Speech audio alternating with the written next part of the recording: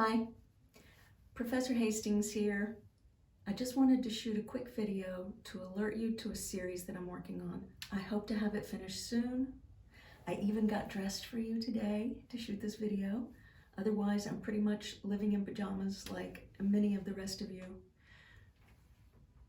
Since my design thinking intro series has gotten so many comments, so many requests about the methods, the specific methods that we use in the process, I have been racking my brain to come up with a wicked problem that was universal and actionable. Now, if you haven't heard the term wicked problem before, basically it just means a very, very complex problem, hard to solve. Climate change, the global economy, things like that. But I wanted to bring it back down to the personal so that it would be actionable in our lives and our work. It wouldn't matter what country you're in, what language you speak, or anything specific or particular to each of our cultures. And in the process of trying to determine that, what I landed on was money. This is a pretty wicked problem for many people, whether you have a lot of it or whether you have none of it. So, and they're different problems for different people. Each situation is absolutely unique. It's unique to yourself, to your family, to your work, to your culture, everything. And applying these will be an individual experience for each of us.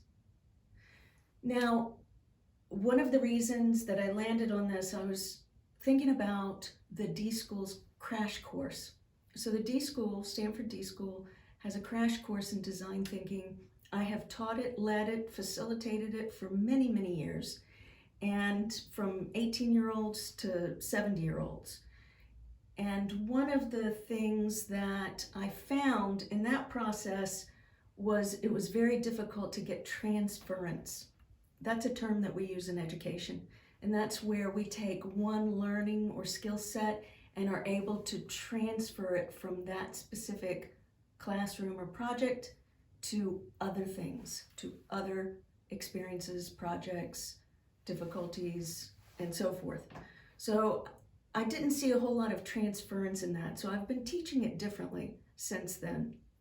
In the design classroom, it's really different. A lot of you are not designers. You're curious about design thinking because you read about it in the Harvard Business Review, or you've heard about it at conferences that you've been at, or you've stumbled across it in a graduate course, or it could be from anywhere. So I really wanted to design a series of worksheets, practices, and methods from design thinking to walk through this problem area with you so that then you can transfer these methods and processes to other areas in your work life, your home life, wherever you see an application for prototyping or ideation, etc. So I want to be clear, nothing about this series is going to be financial advice. This is not financial advice. What this is an exploration, a creative exploration of a problem area or a problem space.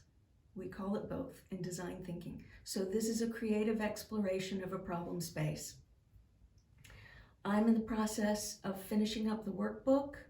I hope to have that done. It's pretty time consuming. I hope to have it done in the next couple of days so I can go ahead and shoot these videos so that I can get this experience to you as fast as possible. My working title for it right now is in homage to the books Design Your Life, Design Your Work Life, and that is Designing Your Money Life. We're going to call it Designing Your Money Life. That's the working title now. I may change it by the next time you see me. So be well. If you are not a subscriber, please subscribe. Then you'll know when I post the video series. It'll be 6 short videos that walk you through step by step with an accompanying workbook. Take care. Be well.